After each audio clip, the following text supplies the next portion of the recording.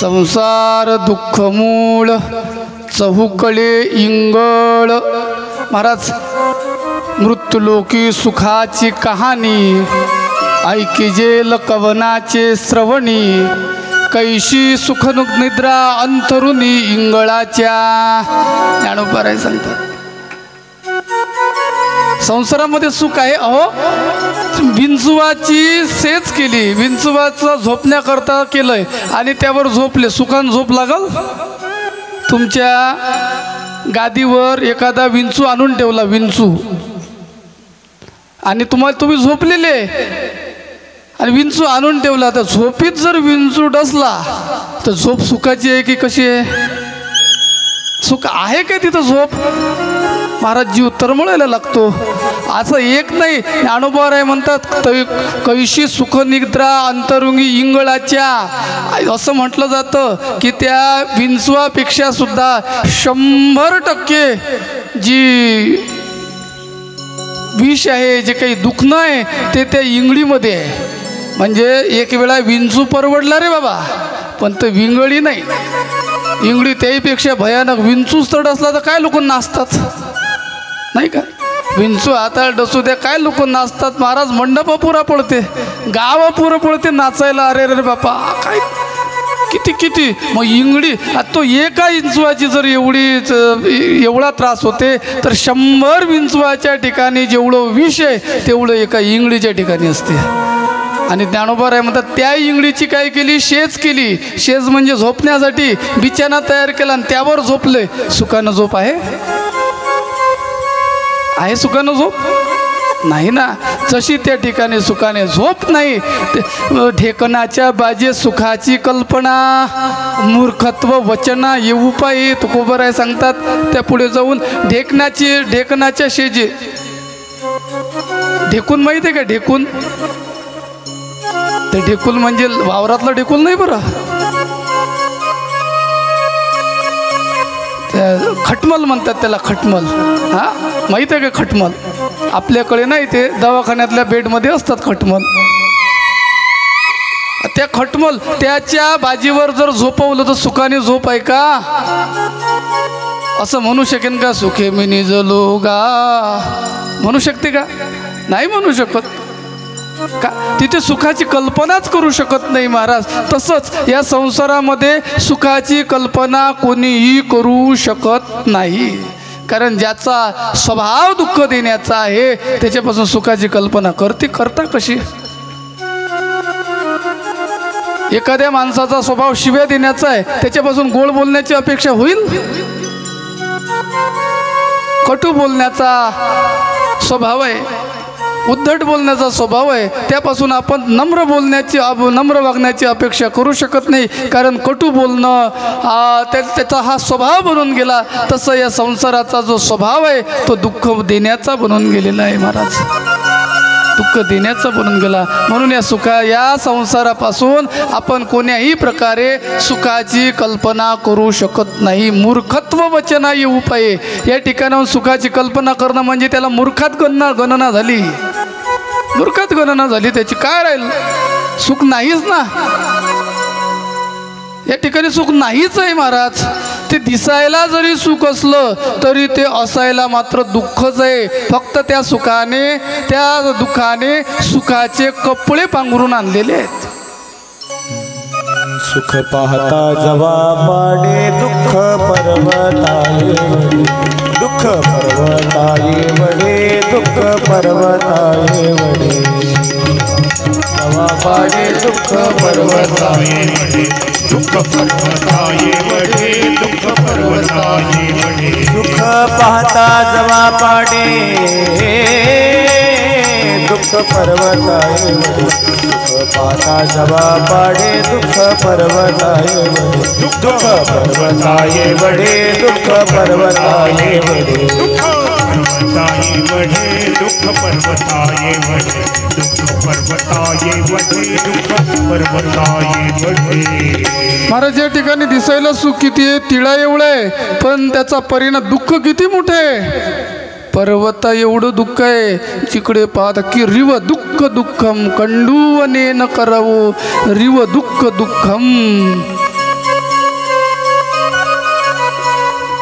भागवतामध्ये एक दृष्टांत दिलेला आहे. माणसाला खाज लागली आहे. खाज थोडंसं पहिल्यांदा सुरुवातीला ते खाजवताना पहिल्यांदा बरं वाटते की कसं वाटते? खाजवताना कसं वाटते? एखाद्या थोडंसं खाज येऊ द्या आणि तिथं खाजवताना बरं वाटते ना, अजून खाजवा वाटते. तुमचा अनुभव नाही का खाजीच्या बाबतीत? त्याला असं खाजवा वाटते, खाजवावं. आणि खाजवता मग एवढी त्या खाजवण्याची सवय होऊन जाते, एवढी ते खाजवण्याची सवय होऊन जाते की ते मग दुखायला लागलं तरी खाजवावंच वाटते.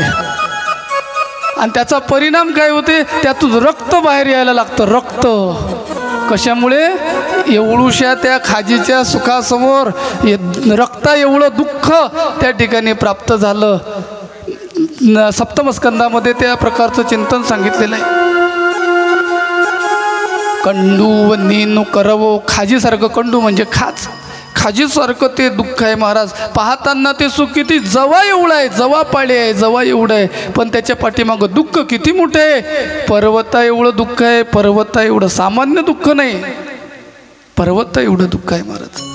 ते जुने कीर्तनकार दृष्टांत सांगत होते. एक माणूस जंगलात गेला म्हणे. जंगलामध्ये गेला आणि जंगलामध्ये गेल्यानंतर त्याला काय थोडी तहान लागली. त्याच्या पाठीमागे कोणी तहान लागली म्हणून पाण्याच्या शोधार्थ निघाला, पण पाण्याचा शोध राहिला आणि त्याच्या पाठीमागे एक वाघ लागला. राहिलं पाणी प्यायचं, वाघ लागला. आता वाघाच्या तावडीतून सुटण्याकरता तो धावायला लागला. धावता एका झाडावर चढला. म्हणजे वाघाला झाडावर चढता येत नाही असं म्हणतात, मी पाहिलेला नाही. मग ते वाघाच्या पासून वाचण्याकरता तो कशावर चढला? झाडावर चढला. झाडावर चढल्यानंतर त्याला वाटलं आपण शेप आहो, पण योग असा झाला त्या झाडावर होतं आग्यामऊ. काय होतं?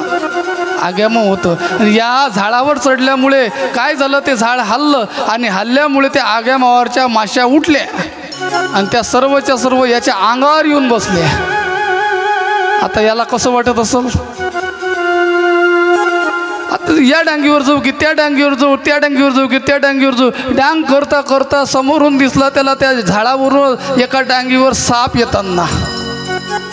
आता खाली पायसान त्या ठिकाणी वाघोबा उभा आहे. वर पाहसान तिकडे वर जातो म्हटलं तर नागोबा आहे. अंगावर सर्वच्या सर्व त्या मधमाशा बसलेले आहेत. किती दुःख. आणि ते डांगीला तो लोंबकळत आहे. असा डांग अशी हातामध्ये आली, लोंबकळत आहे. बरं ते डांग सुटलं तर खाली विहीर आहे. डांग जर सुटली, आता ते एवढा मोठा त्रास त्याला होऊन राहिला त्या मधमाशांचा. आणि त्यामध्ये जर डांग चुकून जरी डांग सुटली तरी खाली काय आहे? विहीर आहे. उडी झेप घेतो म्हटलं, समोर वाघोबा आहे. वर झाडावर जातो म्हटलं, नागोबा आहे. अंगावर सर्व मधमाशा बसलेले. तेवढ्यात त्या मधातला एक थेंब याच्या जिभेवर पडला, याच्या नाकावर पडला. जिभेवर कसा पडेल म्हणा? नाकावर पडला. आणि नाकावरचा थेंब याने असा तो जिभेने चाटला. तर कोणाची जीभ पुरते नाकाला?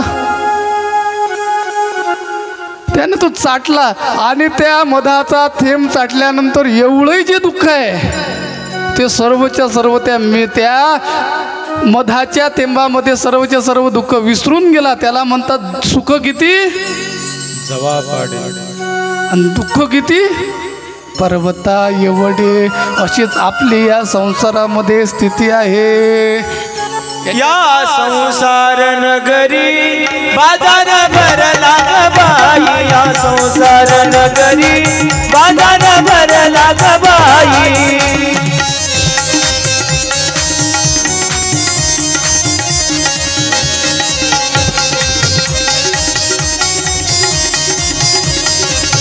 या संसार नगरी बाजार भरला ग बाई. या संसार नगरी बाजार भरला ग बाई. या संसार नगरी बाजार भरला ग बाई. या संसार नगरी बाजार भरला ग बाई. हो यात सुख नाही ग, त्यात सुख नाही. यात सुख नाही, त्यात सुख नाही. सुख नाही हो त्यात सुख नाही. नगरी संसार नगरी बाजार भरला ग बाई या संसार नगरी बाजार भरला ग बाई या संसार नगरी बाजार भरला ग बाई संसार म्हणजे एक प्रकारचा बाजार आहे आणि या बाजारामध्ये प्रत्येक दुकान जे आहे ते दुःखाचंच आहे. प्रत्येक दुकान दुःखाचं, कशातच सुख नाही. आपण अपेक्षा करतो सुखाची, यातून सुख प्राप्त होईल, मुलगा झाला सुख होईल, बायको केली सुख होईल, नाही का. ज्याचं झालं नाही त्याला वाटते केली तर सुख होईल, आणि ज्यानं केली त्याला विचारा तुम्ही किती सुखी आहे श्रीराम दादा. झालं त्याला जरी विचारलं का रे बाबा तू सुखी आहेस काय, तो म्हणतो कसलो महाराज, तुम्ही नाही केलं तेच बरं आहे. कुठं सुख आलं इथं. बायको म्हणते हे आण ते आण, तिकडून लेकरू येते अंगाला झोमते, बाबा बाबा बाबा हे पाहिजे ते पाहिजे, तिकडून पोरगी येते मला घ्या करते. कुठलं सुख आलं इथं. सुखानं रातभर झोपही लागत नाही. कधी रात्री 12 वाजता रडन आणि कधी त्याला घ्या लागन आणि तेवढ्याच रात्री खेळवं लागते. म्हटलं कसलं सुख आलं संसारात. बरं ज्याचं झालं नाही तो म्हणते तुमचं बरं आहे बा, ज्याचं झालं आहे तुम्हाला काय बायको आहे लेकरं आहे, आम्हाला कोण आहे. म्हणजे झालं त्याला विचारा का रे बाबा तू सुखी आहेस काय, तो म्हणते नाही महाराज. ज्याचं नाही झालं त्याला म्हटलं तू सुखी आहेस काय, तो म्हणते नाही महाराज. मग सुख आहे कोणाकडे, आहे कोणाकडे सुख. या ठिकाणी कोणालाही विचारा प्रत्येक जण सांगेल बाबा आम्ही या या ठिकाणी सुखी नाही बाबा, सुखी नाही. जो देखे सो दुखिया बाबा सुखिया कोई नहीं रे. जो देखे सो दुखिया बाबा सुखिया कोई नहीं रे.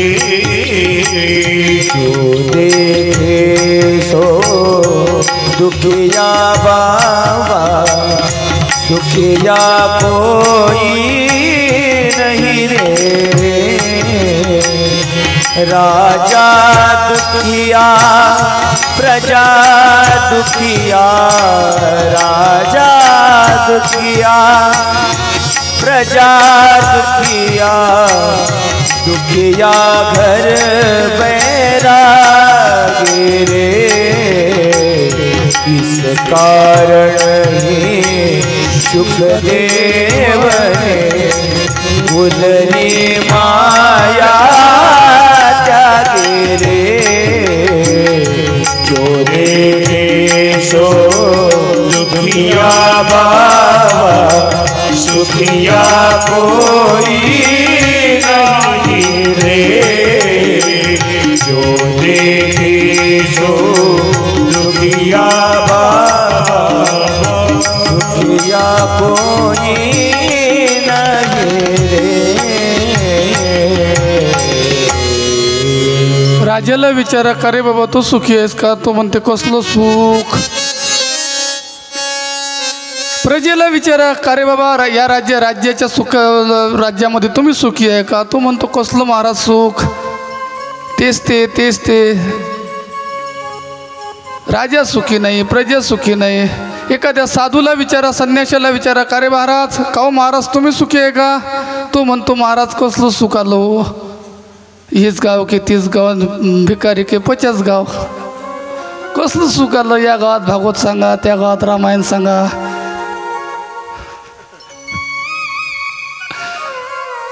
पाकिट काही वाळत नाही, कसलं आलं सुख. नाही का. राजाला विचारा, राजा म्हणतो सुख नाही. साऊंडवाल्याला विचारा तुम्ही तरी सुखी आहे का, तो म्हणते कसं एवढं मोठं सामान्य ज्ञान लोक पैसे देत नाहीत, कसलं आलं सुख. तिकडे महाराजचा त्रास वेगळा, विको वळवा बेस वळवा, कलाकार म्हणता ट्रबल द्या, तबल्यावाला म्हणते अमकं द्या तमकं द्या. पायता एखाद्या एवढा ताप येते असं वाटते घ्यान फोडून टाका. नाही का. आहे कोण सुखी या जगामध्ये.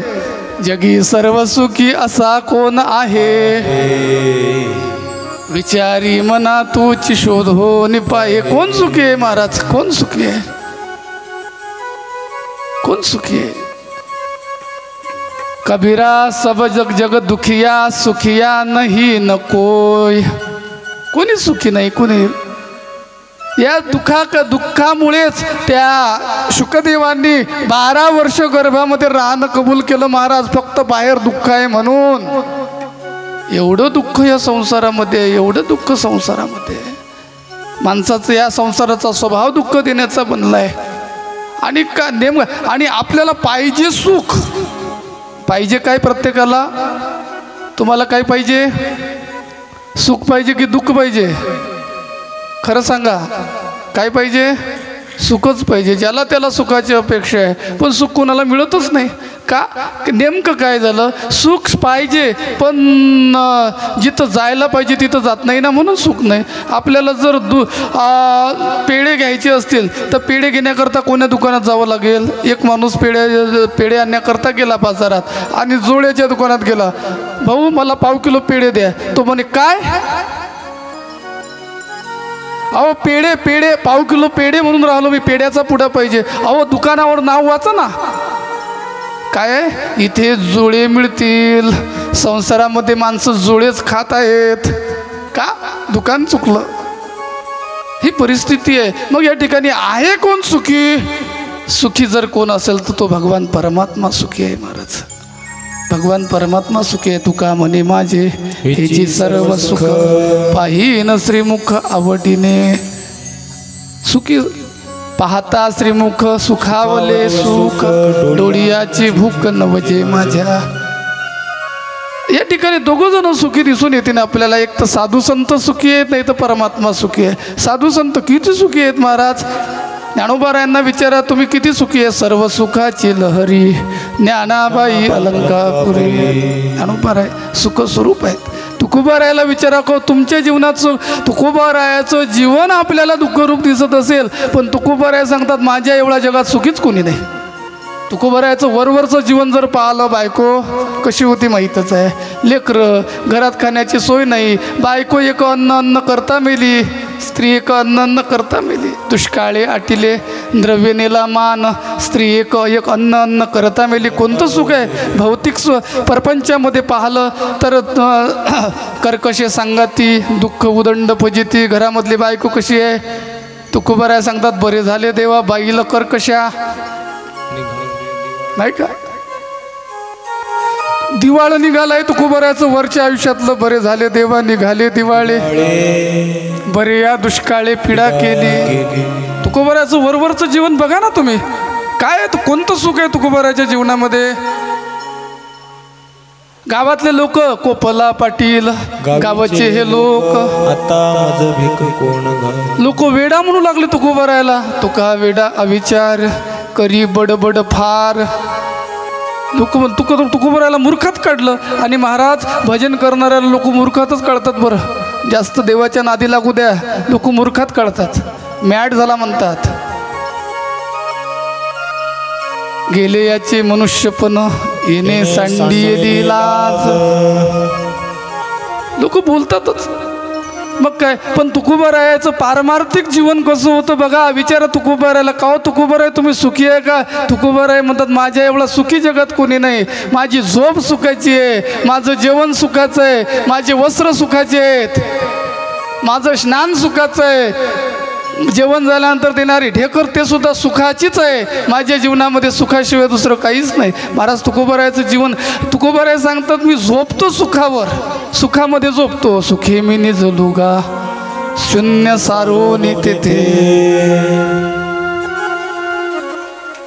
सुखाचे शेजारी सुखलाभ झाला, आनंद कोंदला मागे पुढे. सुखाचे शेजारी, सुखाच्या शेजेवर मी झोपलो. तुकोबारायला विचारलं तर तुकाराम महाराज म्हणतात मी सुखाच्या शेजेवर झोपलो.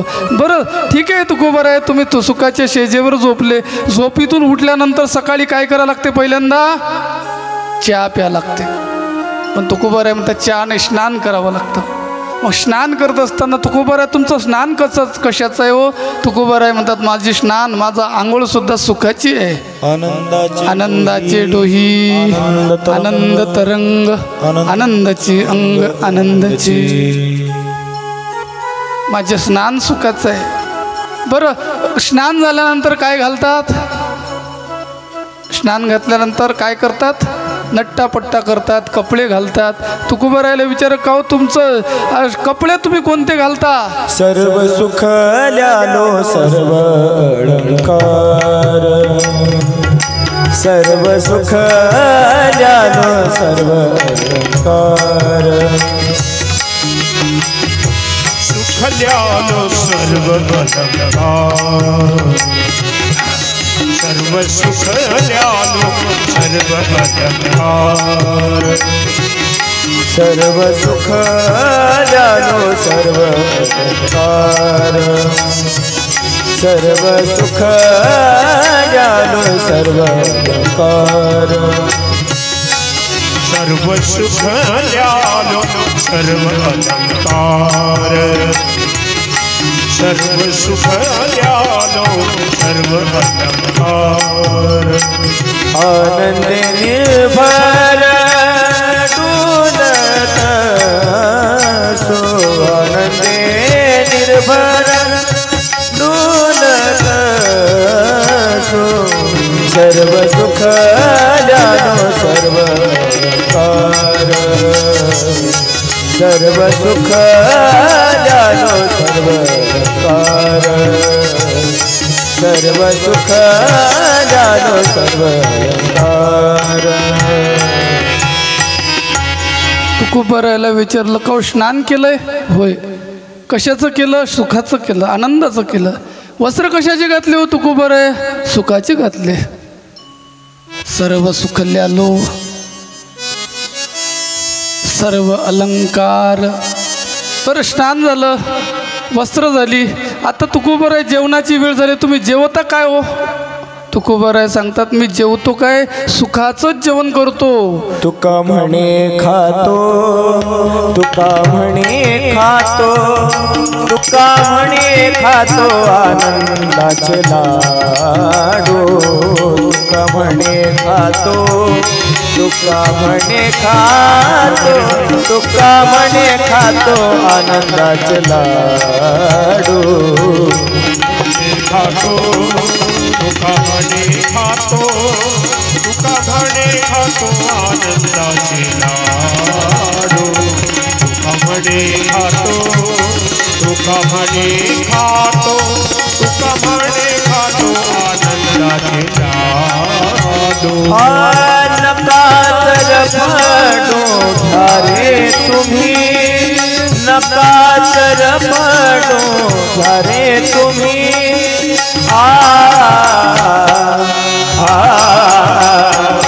आमासी ते काय आमासी ते काय आमासी ते काय चिंता या पोटाची आमासी ते काय आमासी ते काय आमासी ते काय चिंता या पोटाची.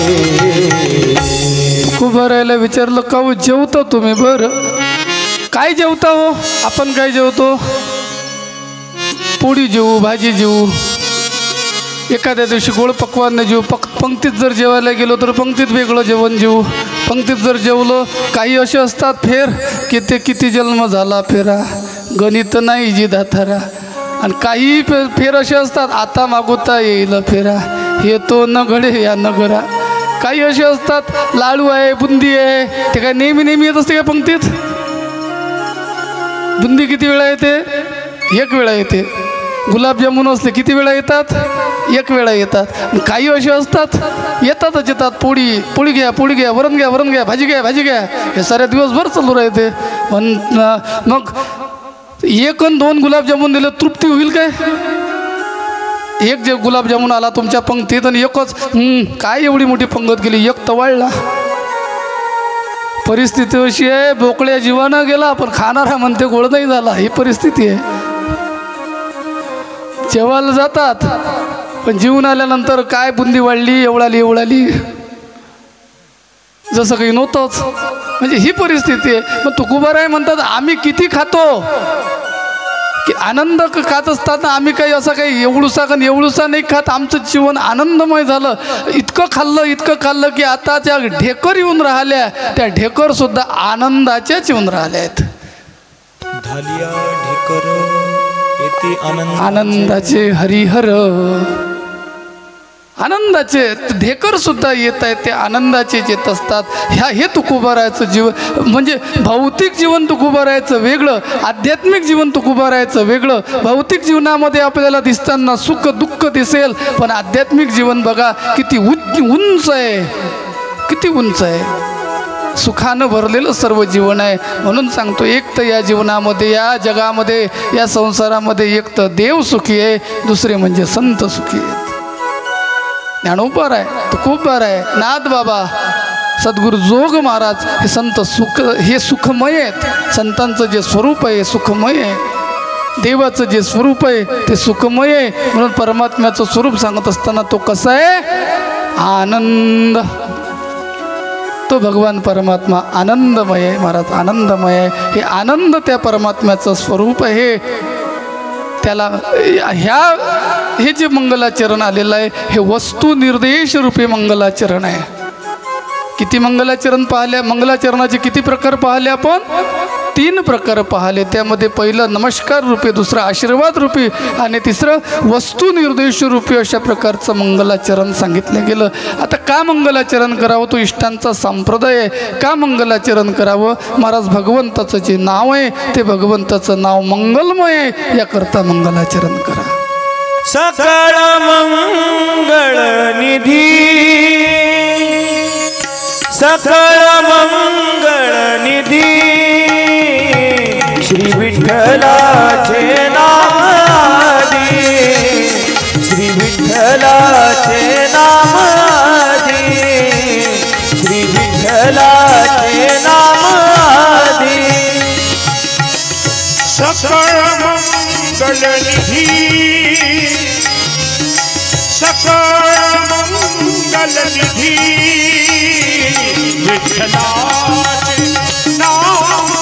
आधी, श्री विठ्ठलाचे नाम आधी, श्री विठ्ठलाचे नाम आधी. नकारे मनकार्य जना, नकारे मनकार्य जना, श्री विठ्ठलाचे नाम वाचे, श्री विठ्ठलाचे नाम वाचे.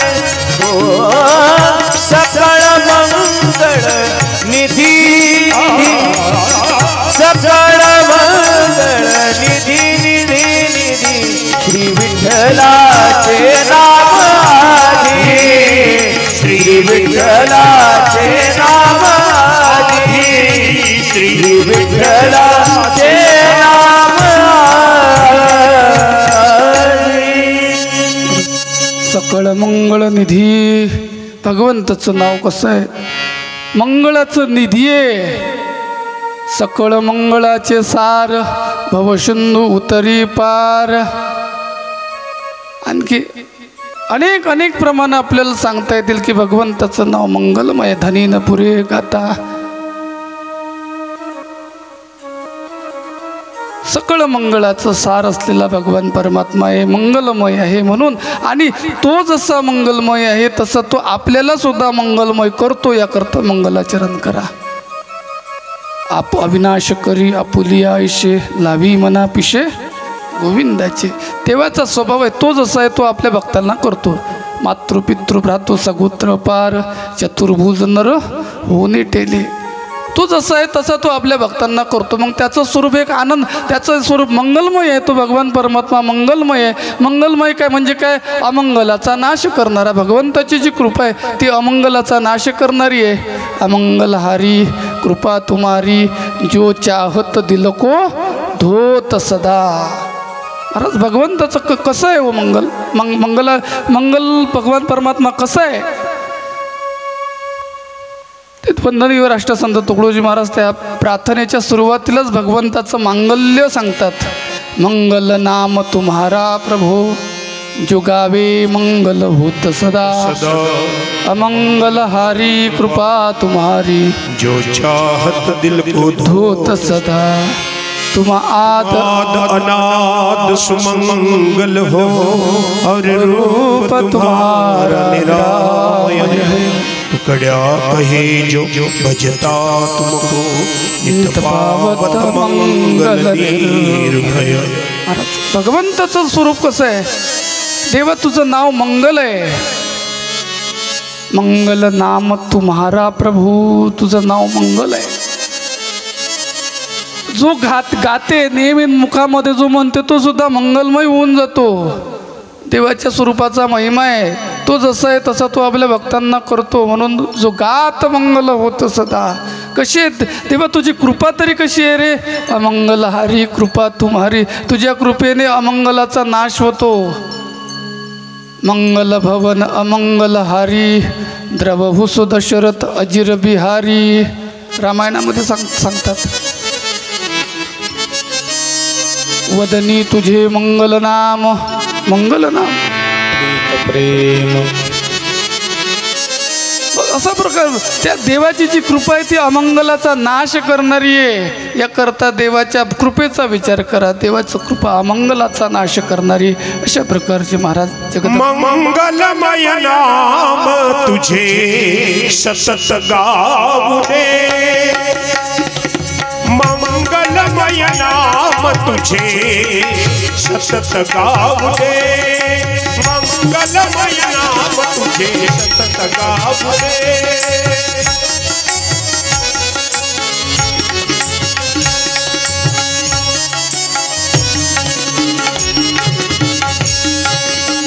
मंगलमय नाम तुझे सतत गाऊ दे. मंगलमय नाम तुझे सतत गाऊ दे. मंगलमय नाम तुझे सतत गाऊ दे. मंगलमय नाम तुझे सतत गाऊ दे. दुर्बल या हृदया तुनी चंचल या चित्ता तुनी. दुर्बल या हृदया तुनी चंचल या चित्ता तुनी. दुर्धर्या नेत्रा तुनी. दुर्धर्या नेत्रा तुनी. स्वरूप पाहू दे. मंगलमय नाम तुझे सतत गाऊ दे. मंगलमय नाम तुझे सतत गाऊ दे. मंगलमय नाम तुझे सतत गाऊ दे. त्या प्रकारे भगवंताची जी कृपा आहे, भगवंताचं जे नाम आहे ते मंगलमय आहे. तुम आद अनाद सुमंगल हो. तुम्ही आदी मध्य अंती सर्व सुमंगल आहात. तुमचं रूप सुद्धा निरामय अशा प्रकारचं आहे. आणि जो तुम्हाला जो तुमचं भजन करतो त्याला सुद्धा मंगल अशा प्रकारचं निर्भय प्राप्त होते. हे परमात्म्या अशा प्रकारचे तुम्ही मंगलमय आहात. हे भगवंताचं स्वरूप. आणि म्हणून देवाचं मंगलाचरण करायचं. आपल्याला मंगलमय व्हायचं आहे ना, देवाचं मंगल करा. देवाचं नाव घ्या. आपलं कार्य मंगलमय करायचं आहे ना, देवाचं नाव घ्या. सकळ मंगळाचं मंगलमय असलेला तो परमात्मा. श्रुती त्याचं मंगलमय म्हणून वर्णन करतात. संत त्याला मंगलमय म्हणतात. मग अशा मंगलमय परमात्म्याला आपण आपल्या जीवनामध्ये जर स्थान दिलं तर आपलंही जीवन मंगलमय होऊन जाते. याकरता मंगलाचरण करायचं. प्रश्न निर्माण केला, मंगलाचरण का करायचं? अनेक कारणं आहेत. त्यापैकी 2 कारणं. क्षेत्रीय शिष्ट संप्रदाय आणि दुसरं कोणतंही कार्य करत असताना ते कार्य निर्विघ्न प्राप्त होण्याकरता देवाचं मंगलाचरण करा. लग्नामध्ये गणपतीचं पूजन करतात. कशा करता? निर्विघ्न पार पडण्याकरता. कोणत्याही कार्याची सुरुवात करत असताना भगवंताची पूजा करतात. का? अमंगलत्व त्यामध्ये येऊ नये, अमंगलाचा बाध लागू नये. कार्याला बाध लागू नये याकरता आणि या ठिकाणी मंगलाचा विचार साधू संतांनी केलेला दिसून येते. तशाच प्रकारचं या देवी भागवताचं मंगलाचरण करत असताना महाराज त्या जगदंबा देवी भगवतीला या ठिकाणी प्रार्थना करतात आणि नमस्कार करतात, नमस्कार रूपी मंगलाचरण करतात. ती जगदंबा कशी आहे? सृष्टिया सर्ग रूपा जगत विधौ पालनीया च रौद्री. ती भगवती कशी आहे महाराज? ती या जगताच्या सृष्टी कार्यामध्ये सृष्टीला उत्पन्न करणारी आहे. ती या सृष्टी कार्यामध्ये रक्षा करण्याकरता ती पालना स्वरूप आहे. जी संसार कार्यामध्ये जी या संसाराचा विनाश करण्याकरता रौद्र रूप महाकाली रूप धारण करते आणि संपूर्ण विश्वस्वरूप संपूर्ण जगत ज्या जगदंबेचं क्रीडास्थान आहे. हे जे जगत आहे हे संपूर्ण जगत त्या भगवतीचं क्रीडास्थान आहे. ते या ठिकाणी ती भगवती क्रीडा करते. कोण्या प्रकारे क्रीडा करते महाराज? सूर्याच्या परी तुका लोकी क्रीडा करी, तशी ती भगवती या ठिकाणी क्रीडा करते महाराज. त्या भगवतीचं वर्णन कशाने होईल? ज्या भगवतीचं वर्णन ना परावानी करू शकते, ना पश्यंती, ना मध्यमा, न वैखरी. ज्या 4 वाणी आहेत त्या 4 वाण्यांनी त्या जगदंबेचं स्वरूप वर्णन केल्या जात नाही. अंबे चरण कमल है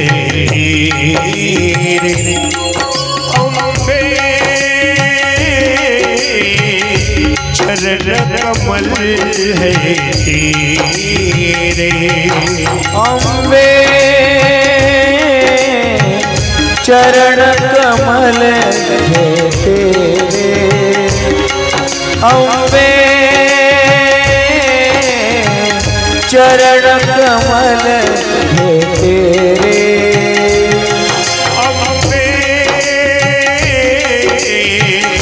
चरण कमल है तेरे.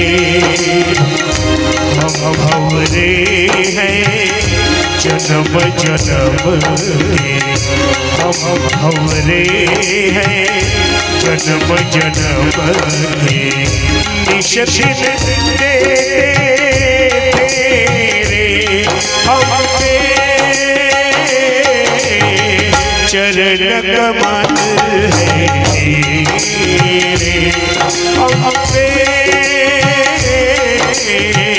चरण कमल है तेरे.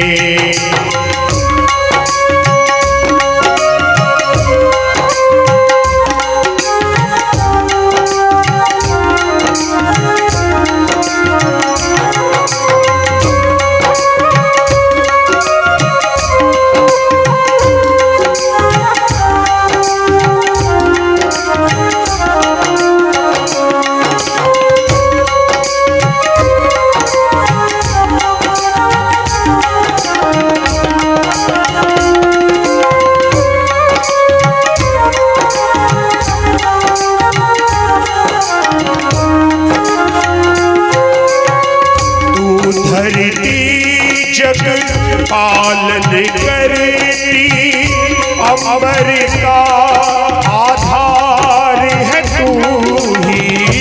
अमर का आधार है तू. सब सुख तेरे सब दुख तेरे.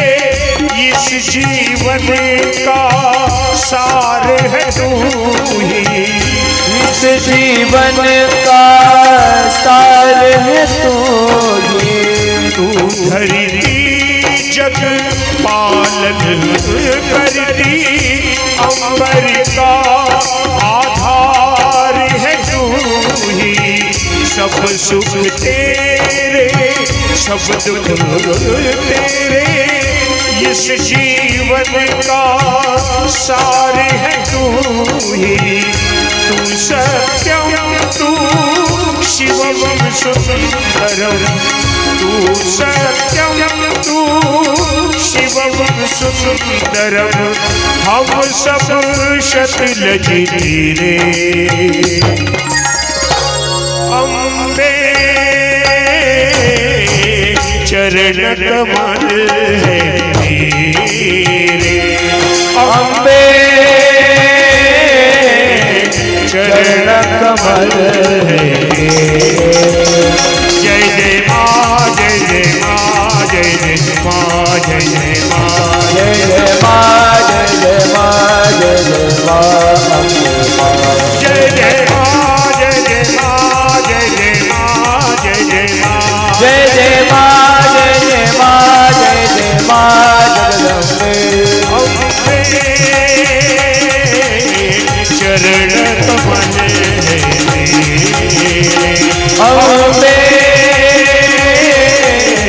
चरण कमल है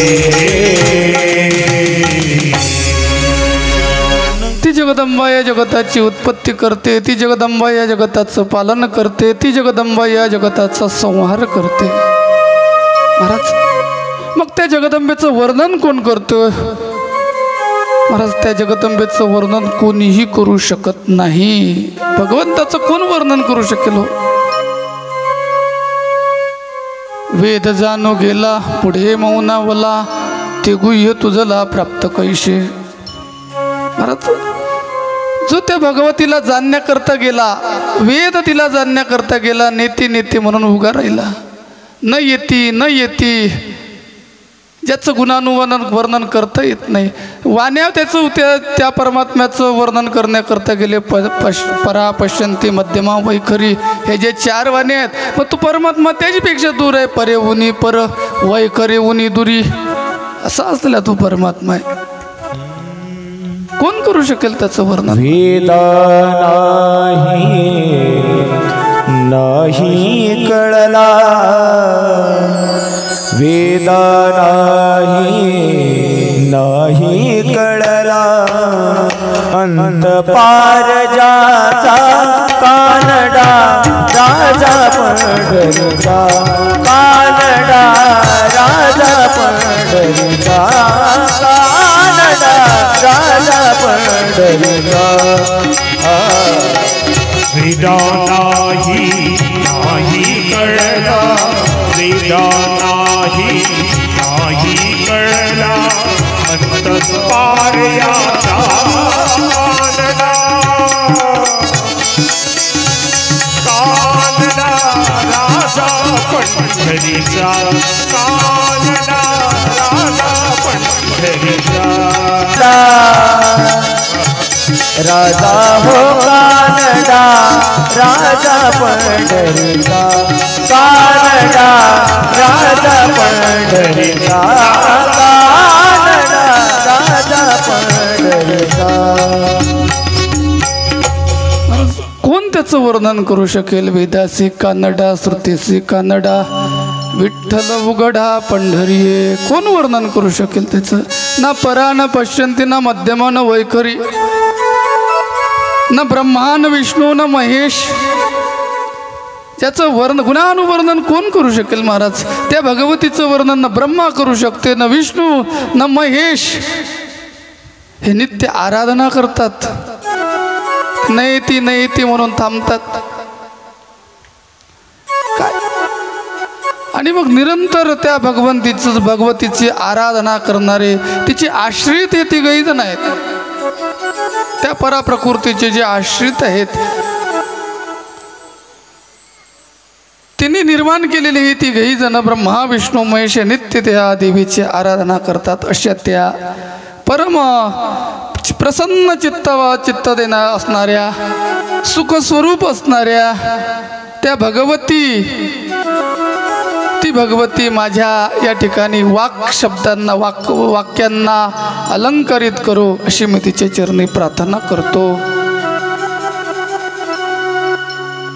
या प्रकारे मंगलाचरण केलं आणि मंगलाचरण केल्यानंतर या ठिकाणी ग्रंथाचं महात्म्य सांगायला लागले. नारायणं नरं कृत्य नरं चैव नरोत्तमं देवीं सरस्वतीं व्यासं ततो जयमुनी मुदीरयेत.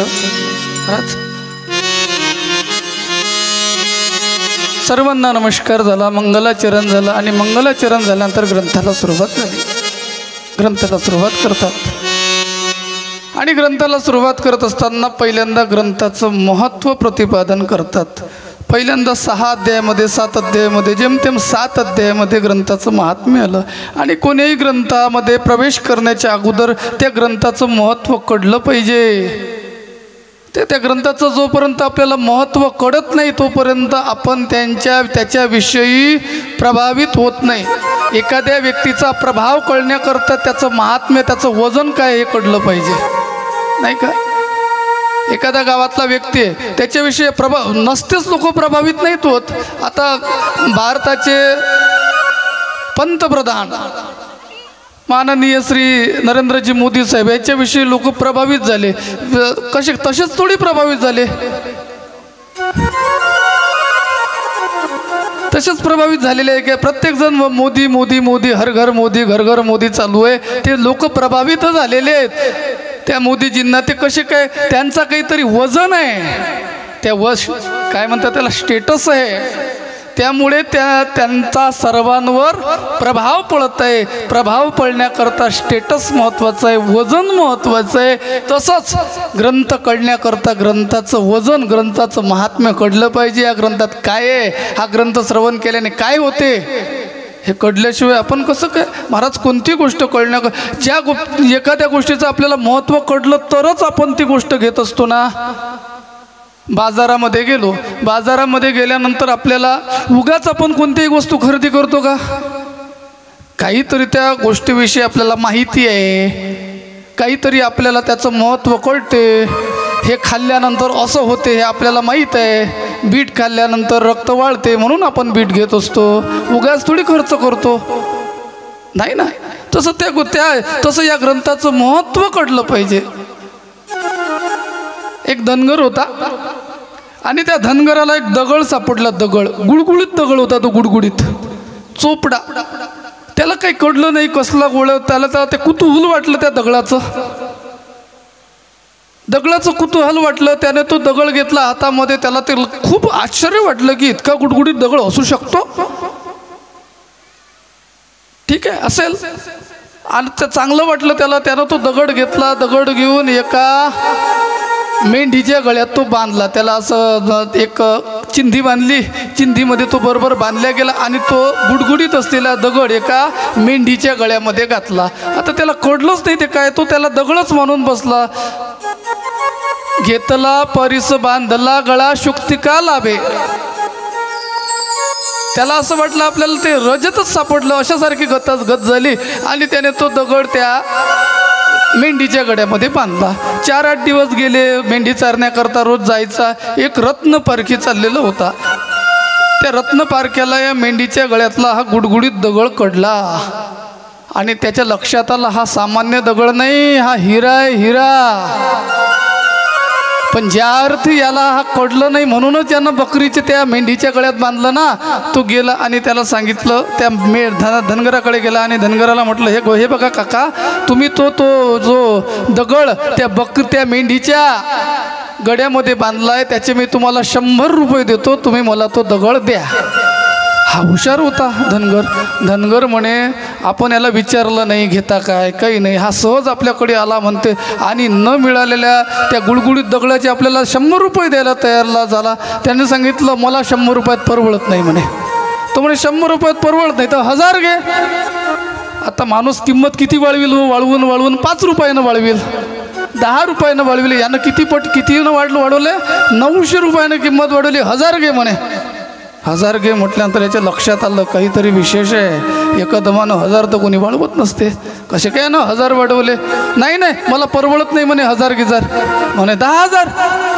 याला एकदम झांजच आली. 10,000 एवढूशा दगडाचे 10,000 या द्यायला तयार झाला म्हणजे काहीतरी या दगडामध्ये विशेष आहे. तो म्हणे मला विकायचा नाही. त्यानं तो दुसऱ्या दिवशी संध्याकाळी घरी गेला, दगड काढला. दुसऱ्या दिवशी अमरावतीत गेला, जवाहर गेटच्या अंदर गेला. तिथं काही सोनारं काही रत्नपारखी असतात. त्यांना विचारलं का हा दगड कशाचं आहे? त्यांनी सांगितलं अरे म्हणे हा हिरा आहे, हिरा. याची किंमत जवळजवळ कोटीच्या घरात आहे, कोटीच्या घरात. कोटीच्या घरात. आणि मग आता त्यानं तो दगड घरी आणला आणि घरी आणल्यानंतर पुन्हा मेंढीच्या गळ्यात बांधला. होऊ शकते का? मग आता काय केलं त्यानं? त्याला हा रेशमचा कपडा घालू दे, बांधू दे. आणखी त्यावर पुन्हा दुसरा नरम कपडा घालू दे, त्यावर पुन्हा चादर टाकू दे. मग तो एक पेटी त्याच्याकरता स्पेशल, त्या पेटीला पुन्हा कडे कुलूप इतक्या बंदोबस्तामध्ये ठेवला. केव्हा? ज्या वेळेला त्याला कळलं हा काय आहे? हिरा आहे. जोपर्यंत त्याला हिरा कळला नाही तोपर्यंत त्याने कुठं बांधला? मेंढीच्या गळ्यामध्ये. पण आज कळल्यानंतर तसंच आपल्याला जोपर्यंत या ग्रंथाचं महत्त्व कळत नाही तोपर्यंत आपण याच्याकडे प्रवृत्त होत नाही. पण ज्या वेळेला याचं महत्त्व कळेल त्यावेळेला माणसं आपोआप त्याच्याकडे प्रवृत्त होत असतात. प्रवृत्त होण्याकरता त्याचं महत्त्व, त्याची किंमत कळली. महत्त्व म्हणजे काय? किंमत.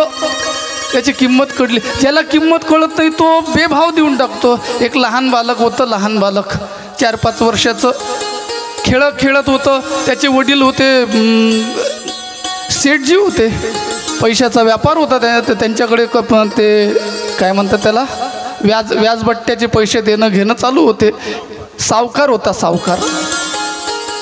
आणि सावकाराला एक मुनिवजी असते. हे दोघं जण दिवाणखान्यात बसले आणि दिवाणखान्यात बसल्यानंतर पैसे मोजायला लागले. पैसे मोजता काय झालं, ते 5 वर्षाचं पोरगं आलं आणि त्या 5 वर्षाच्या पोराने एक त्यातली राखोडी कलरची नोट उचलली. कितीची असेल? राखोडी कलरची नोट त्या पोरानं उचलली. कितीची नोट उचलली असेल? तुम्हाला नोटा पाहिल्या नाहीत वाटते गावातल्या लोकांनी. 500ची नोट त्यानं उचलली आणि आतलं बापाचंही लक्ष नाही, त्या मुनिवजीची लक्ष नाही. त्यानं त्या चुरमाई केली आणि रस्त्यावर आला. रस्त्यावर खेळत होता. खेळता एक हुशार माणूस रस्त्यानं चालला होता. तो जरा जास्तच हुशार होता. त्याला कळलं की या पोराच्या हातात 500ची नोट आहे, म्हणजे घरातल्यांना कोणाला माहीत नाही, आपण ते मागितली पाहिजे. तो त्या मुलाकडे गेला आणि मुलाला म्हटला, बाळू तुझ्या हातात ते कागद आहे ना, तो कागद मला देऊन टाक. तू आता लेकरं सहजासहजी कोणाला काहीच देत नाहीत. दे म्हटलं का देतच नाहीत. तो म्हणा मी नाही देत. मग याच्या लक्षात आलं हा कशाने देईन. तो गेला एका दुकानात, 1 रुपयाचे 4 चॉकलेट घेतले आणि बाळू हे बघ काय आणलं मी तुझ्यासाठी. काय आणलं काका, काय आणलं काका? सांगितलं. असा मूठ उघडून दाखवली, चॉकलेट. बापरे. मग हां मी तुला चॉकलेट देतो बरं. तू मला ते काय तुझ्या हातातला जो कागद आहे तो तू मला दे, मी तुला चॉकलेट देतो. या पोरानं त्या 1 रुपयाच्या चॉकलेटसाठी 500ची नोट त्याला दिली. का दिली? त्याला 500ची किंमत कळली काय? ज्याला कळली त्यानं 1 रुपयात विकत घेतली आणि ज्याला कळली नाही त्यानं 1 रुपयात विकून टाकली, नाही का? तसंच आपल्याला जोपर्यंत ग्रंथाचं महत्त्व कळत नाही तोपर्यंत आपल्याला काहीच कळत नाही असं समजावं. आणि एकदा का ग्रंथाची किंमत कळली, ग्रंथाचं महत्त्व कळलं, महाराज काय आहे ग्रंथ? हा ग्रंथ सामान्य ग्रंथ नाही, हा भगवती स्वरूप ग्रंथ आहे. प्रत्यक्ष जगदंबेचं स्वरूप. जसं श्रीमद भागवताच्या बाबतीत आपण वर्णन करतो की भागवत म्हणजे काय? तेने वाङ्मयी मूर्ती प्रत्यक्षात वर्तते हरी. भागवत म्हणजे काय? ग्रंथ नव्हे हा श्रीकृष्ण. भागवत म्हणजे सामान्य ग्रंथ नाही, तो काय ते म्हणजे भागवत म्हणजे भगवंताचं वाङ्मयीन स्वरूप आहे. तसंच देवी भागवत म्हणजे काय? तर देवी भागवत म्हणजे जगदंबेचं वाङ्मयीन स्वरूप आहे, वाङ्मयीन स्वरूप आहे. आणि त्या संबंधामध्ये एक वेळेला सूतजी सर्व शौनकाधिक जे आहेत, शौनकाधिक ऋषी आहेत, 88 सहस्र ऋषी आहेत.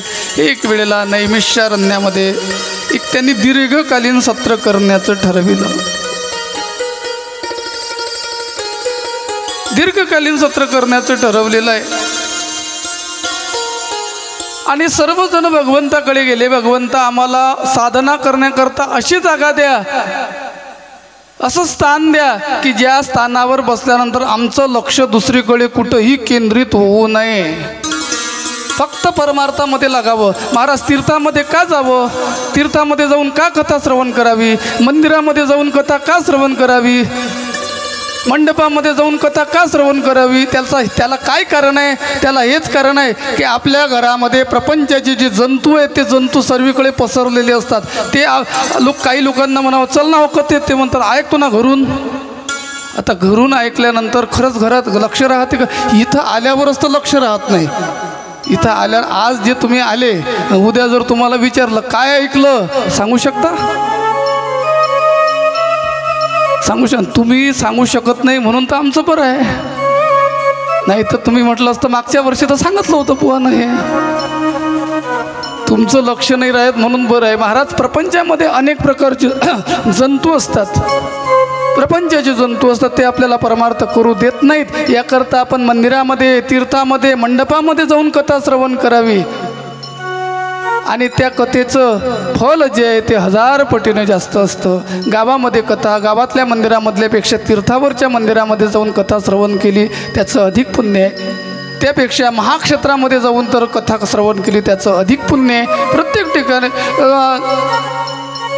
त्या का प्रपंचामध्ये लक्ष स्थिर होऊ शकत नाही आणि परमार्थामध्ये मात्र मंदिरामध्ये, तीर्थामध्ये आपल्याला वेळेचं, काळाचं, कशाचंच भान राहत नाही. आपण कथेमध्ये व्यस्त होतो. आता गावामध्ये कथा ऐकायला मंडपामध्ये बसल्यानंतर घड्याळकडे लक्ष जाते, किती वाजले, 5:15.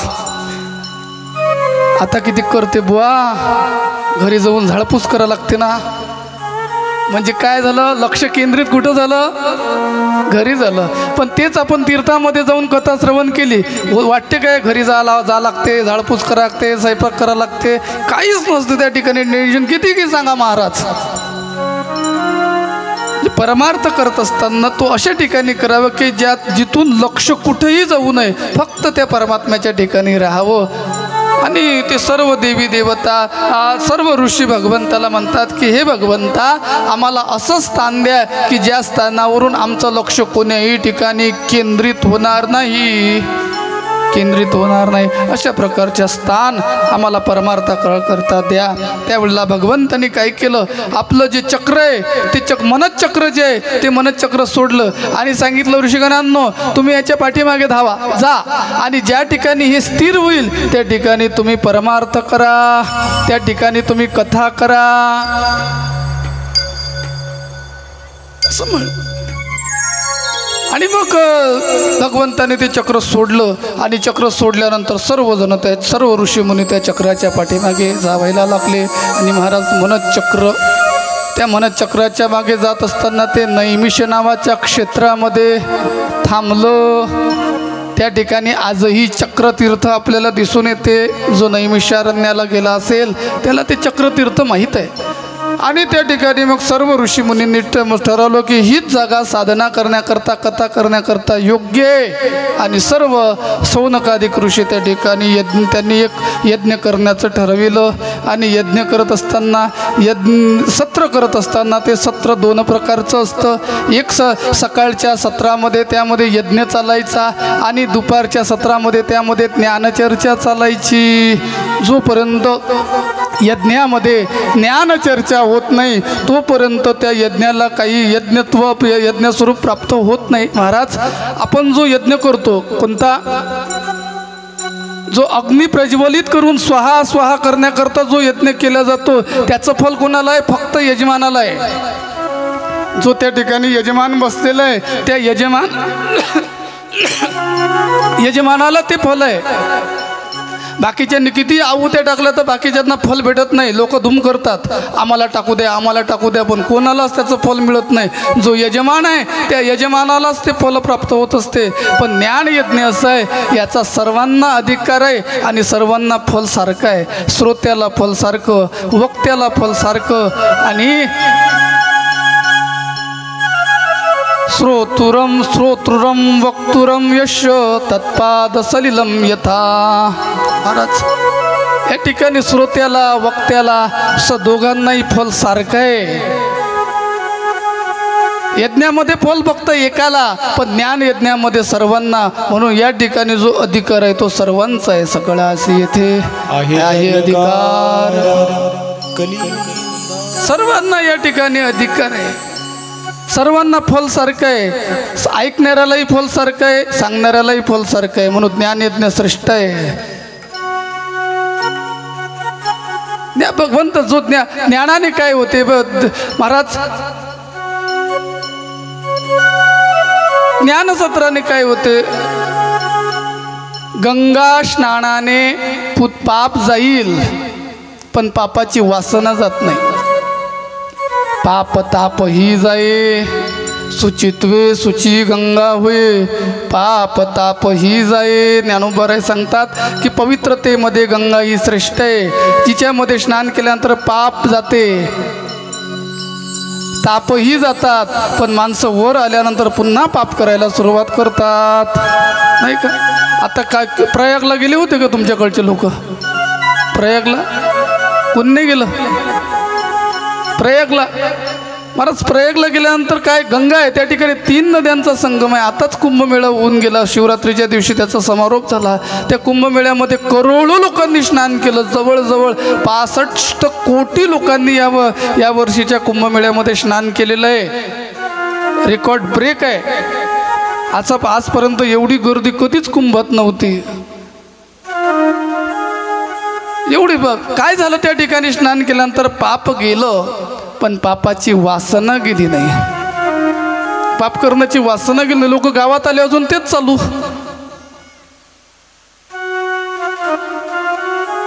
काय पण कथा असं प्रयाग आहे की या ठिकाणी गेल्यानंतर पापही जाते आणि पापाची वासनाही जाते.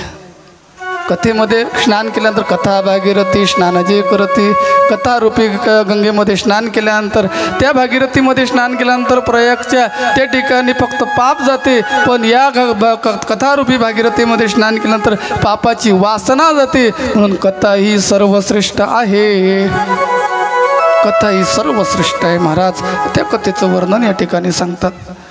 आणि मग त्या ठिकाणी कथेला सुरुवात झाली, सत्राला सुरुवात झाली. आणि सत्राला सुरुवात झाल्यानंतर ते 2 सत्रामध्ये विभाजित झालं. एका सत्रामध्ये यज्ञ करायचा, स्वाहाकार करायचा, आणि दुसऱ्या सत्रामध्ये ज्ञानचर्चा करायची. मग ज्ञानचर्चा करण्याकरता कोणीतरी विशिष्ट अधिकारी पाहिजे. योगायोगानं प्रारब्धानं काय झालं, त्या ठिकाणी एका महात्म्याचं आगमन झालं. ते आगमन ते महात्मे सामान्य महात्मे नाहीत, तर ते श्री शुकजी श्री सूतजी आहेत. सूतजींचं त्या ठिकाणी आगमन झालं. सूतजींचं आगमन झाल्यानंतर सर्व शौनकाधिक आपल्या आपल्या आसनावरून उठून उभे राहिले. वक्ता कथे मंडपामध्ये आल्यानंतर सर्व श्रोत्यांनी उभं राहायचं. हे त्याला मर्यादा असं म्हटलं जातं. सर्वजण उभे राहिले. बसण्याकरता आसन दिलं. आसन दिल्यानंतर त्यांची पूजा केली. महाराज नियम असं सांगते की जो सांगणारा वक्ता आहे त्या वक्ताची पूजा आधी करावी. वक्ता अधिमान गंध अक्षदा पूजन श्रोता यती झाला जाण तरी त्या नाही उचित. तुकोबाराय सांगतात वक्ता आधिमान, वक्त्याचा आधिमान. श्रोत्यांमध्ये एखादा ब्राह्मण जरी बसला असेल तरी त्या ब्राह्मणाची पूजा नाही, पहिल्यांदा वक्त्याची पूजा आहे. सूतजी कोण आहेत? सूतजी महाराज एक शूद्र आहेत, पण तरी सुद्धा त्यांचा मोठा मान आहे. कारण आमच्याकडे त्याचं कर्म त्याची जात पाहिल्या जात नाही, त्याचं कर्म पाहिल्या जाते. आमच्या संप्रदायाचा नियम आहे, आमच्या धर्माचा नियम आहे.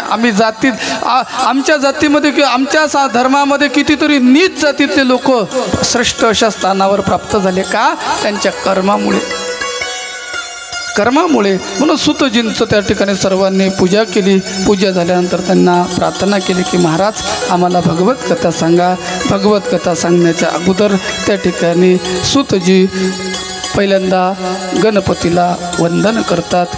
हे गणपती बाप्पा वक्रतुंड महाकाय सूर्यकोटी समप्रभ निर्विघ्नं कुरु मे देव सर्वकार्येषु सर्वदा.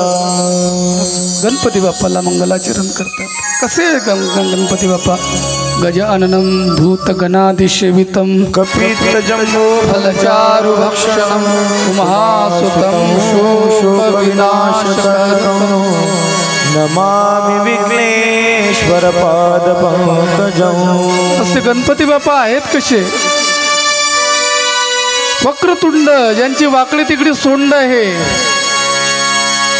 त्यांचं पोट जे आहे त्यांचं पोट विशाल काय आहे. त्यानंतर असे विशाल स्वरूप असलेले, ज्यांना सोंड लांब लचक अशा प्रकारची सोंड आहे, ज्यांचे कान जे आहेत ते कान सुपासारखे कान आहेत, ज्यांचे डोळे जे आहेत ते डोळे अत्यंत छोटे छोटे अशा प्रकारचे डोळे आहेत. आणि अशी असलेले गणपती बाप्पा सर्व देवता देवांमध्ये त्यांना प्रथम मान आहे महाराज. त्या कोणतंही कार्य असो त्या कार्याच्या सुरुवातीला महाराज गणपती बाप्पांची पूजा केली जाते. मंगलमूर्ती गणपती बाप्पा मोरया.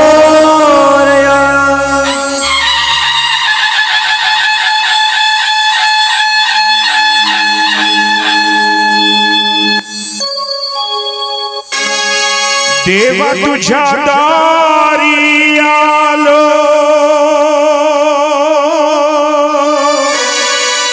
गुणगान गाया. दारी आलो, गुणगान गाया. तुझ्या माणसाचा जन्माचा वाया.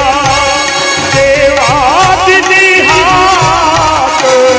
उद्धार कराया.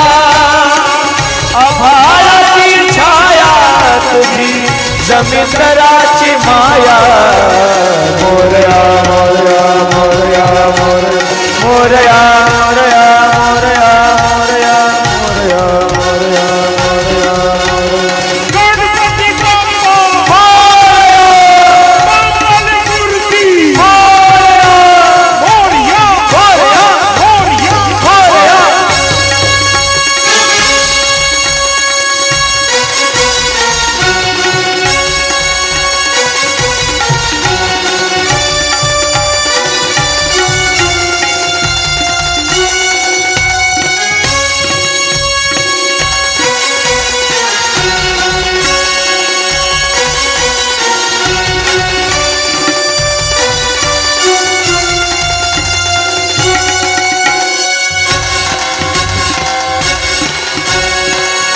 ओंकाराच रूप तुझं चराचरावरती. झाड येली पानासग फूल तू सुगंधी.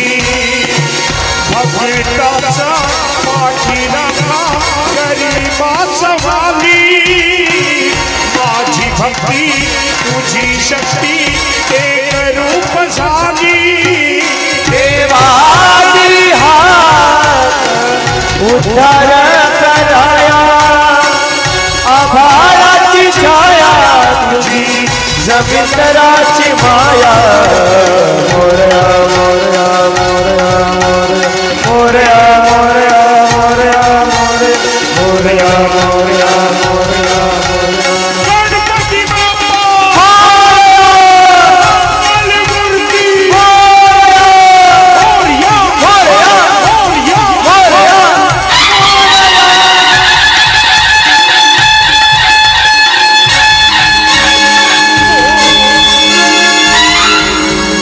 मोरया मोरया दिवाळताने. तुझीच सेवा करू काय जाणे. अन्याय माझे कोट्यान कोटी. भुवनेश्वरा तू घाल कोटी. गणपती बाप्पा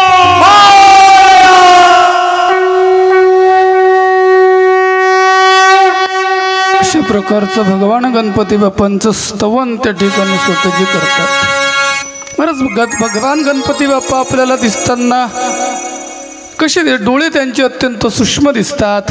कान जे आहे ते कान सुपासारखे. भद्रम कर्णे विशृणुयाम देवा भद्रम पक्ष्माक्षरत्राः.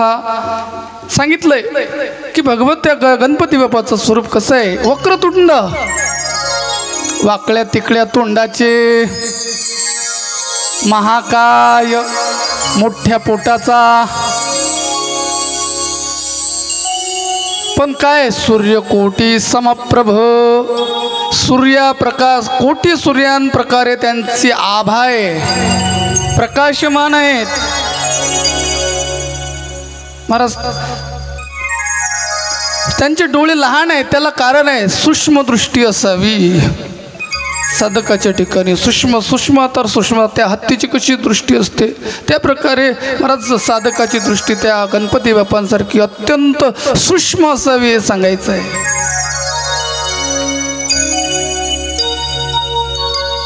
मोठे कान असं आहेत.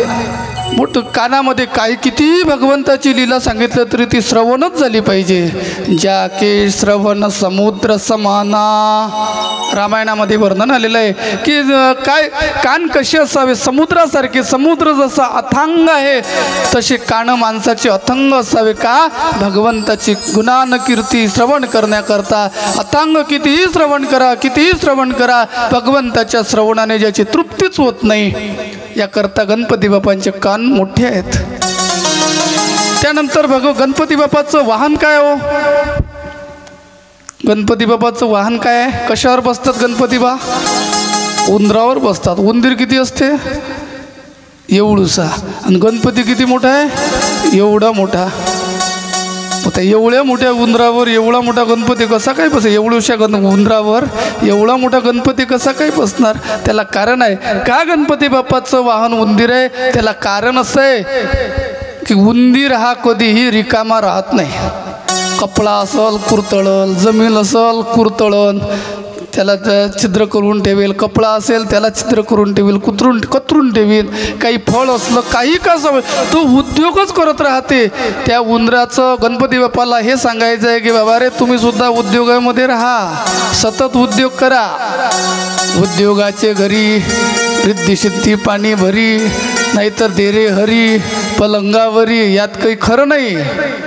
म्हणून तो गणपती बाप्पाने जो वाहन उंदीर ठेवलेला आहे तो याच्याकरता की बाबा रे तुम्ही सतत उद्योगामध्ये राहा. उद्योगानं काय होते.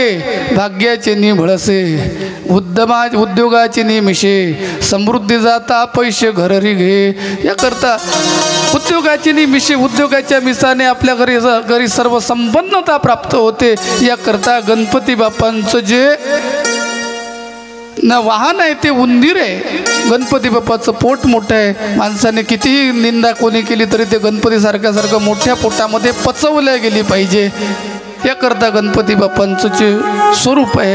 आणि ज्ञानोबारायांनी तर इतकं सुंदर गणपती बाप्पांचं वर्णन केलं. वैदिक गणपतीत ज्ञानोबारायांनी रेखाटलेलं आहे. अकार चरण जुगल, उकार उदर वशाल, मकार महामंडल मस्तकाकारे. हे तिन्ही एकवटले, हे ते शब्द ब्रह्म कवडले. महाराज ज्ञानोबारायांनी गणपती बाप्पांचं जे वर्णन केलं ते विशेष वर्णन आहे. एवढं सुंदर वर्णन कोणत्याही ठिकाणी सापडणार नाही. देवा तुची गणेशू सकलमती प्रकाशू, म्हणे निवृत्तीदासू अवधारिजो. काय आहे हे शब्द ब्रह्म अशेष. तेच तेत वर्णवपू निर्दोष मिरवितू असे. काय काय त्या गणपतीच्या ठिकाणी काय हात काय आहेत, हातामध्ये घेतलेले शस्त्र काय आहेत. तर्कुतूची फरशू. गणपती बाप्पाने हातामध्ये जो फरशू घेतला तो म्हणजे तर्कशास्त्र आहे. तर्कुतूची फरशू नीतिभेदू अंकुशू, वेदांत तो महारसू मोदकू मिरवे. एका हातामध्ये गणपती बाप्पाने मोदक घेतलाय. मोदक म्हणजे काय वेदांत आहे. वेदांत शास्त्र जे ते वेदांत शास्त्र म्हणजे हातामध्ये मोदक धारण केलाय. एके हाती दंतू तो स्वभावता खंडितो, तो बौद्ध मत सांगते तू वार्तिकांचा गणपती बाप्पाचे जे दात आहेत, एक दात पूर्ण आहे आणि एक दात अर्ध आहे. तो अर्ध म्हणजे खंडित झालेला दात, त्याला बौद्ध मत म्हणतात. बौद्ध मत म्हटलं गेलं त्याला, कारण बौद्ध मत हे खंडनात्मकच आहे. त्यांनी ईश्वरच मानला नाही, त्यामुळे ते खंडन करण्यासारखं आहे. ज्ञानोबारांनी बरोबर त्या गणपतीच्या ठिकाणी असलेला जो दात आहे, खंडित झालेला दात, त्याला बौद्ध मत सांगे तू वार्तिकांचा. वार्तिक म्हणजे नास्तिक लोक. अशा प्रकारे वर्णन, अशा प्रकारचा वैदिक गणपती ज्ञानोबारायांनी रेखाटला. 17व्या अध्यायामध्ये पुन्हा ज्ञानोबारायांनी गणपतीचं वर्णन, ते पुन्हा ते 13व्या अध्यायामध्ये गणपतीचं वर्णन करताना सांगितलं, आत्मरूपी गणेशो स्मरण होय सकळ विद्येंचे अधिकरण, तेची बंधू श्री चरण श्री गुरूंचे महाराज. त्या गणपतीचं, गणपती कोणता आहे? आत्मस्वरूप हा गणपती आहे. आत्मा हाच कोणी एक गणपती आहे. आणि तो गणपती बाप्पा काय करत असते? गणपती बाप्पाला आपल्याकडे विद्येची देवता म्हटलं गेलं, नाही का? विद्येची देवता म्हटलं गेलं, म्हणून सकळ विद्येंची अधिकरण. ते आत्मरूप गणेशाचं स्मरण केलं रे केलं का ज्ञानोबाराय म्हणतात सकळ सर्व विद्या त्याला आत्मसात होतात, सर्व विद्या त्याला आत्मसात होतात.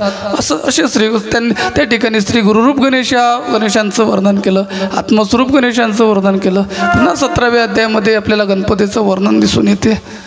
अशा अनेक ठिकाणी काय करतात गणपती बाप्पा काय करतात? त्यांचं सर्वात महत्त्वाचं कार्य आहे अविघ्नाचा नाश करतात. अविघ्नम कुरु मे देव सर्व कार्येषु सर्वदा. कोणतंही कार्य असो, लग्न असो, वास्तू असो, आणखी प्रवेश असो, कोणतंही कार्य का असे ना, त्या सर्व कार्याच्या आरंभाला कोणाचं स्मरण करतात?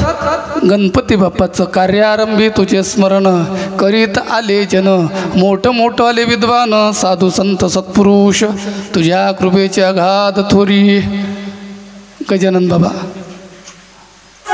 गजानन विजयामध्ये जय जय जय जयाजी उदार कीर्ती, जया जयाजी प्रताप ज्योती, जया जयाजी गणपती गौरी पुत्रा मयुरेश्वरा. कोण आहे तुम्ही? गौरी पुत्र आहात, मयुरेश्वर आहात.